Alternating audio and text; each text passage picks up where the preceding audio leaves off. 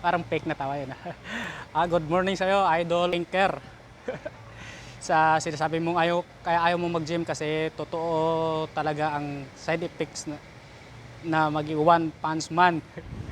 Wag ka nang magpanggap na kaya mo talaga mag-gym loads. Wag ka na lang magdadahilan-dahilan pa. Sabihin mo na lang, hindi mo talaga kaya. Tsaka wala ka talagang balak mag-gym. Mima ka lang kasi. Bakit? Tignan mo yung mga professional bodybuilders na naging one punch man ba yung punch man? Tama ba yung pagka-pronounce ko? Nag, ano lang talaga, yung ang pagkakakalbo kasi, genetics yan. Malaking porsyento talaga yung genetics.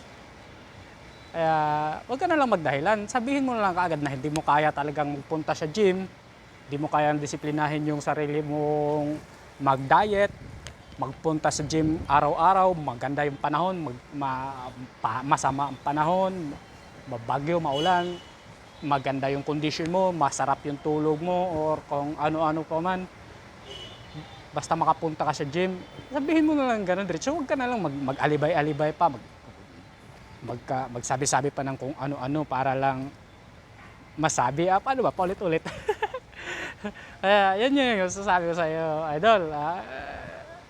Tanggapin mo na lang sa sarili mo na hindi mo talaga kayang mag-gym, hindi yung tignan mo yung itsura ng ibang tao tapos sabihin mo kaya ayaw mo mag-gym kasi nga nakakaganito, ganyan.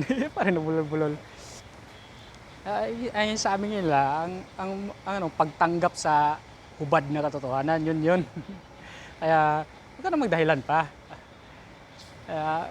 Pwede ka naman ding hindi mag-gym para magkaroon ka lang ng idea. Kahit pa anong klaseng physical activity, pwede mong gawin yan para magiging healthy ka lang. Yun. Lakad, swimming, kahit yung pinakagusto mong sports, gawin mo, sabayan mo ng magandang diet para maganda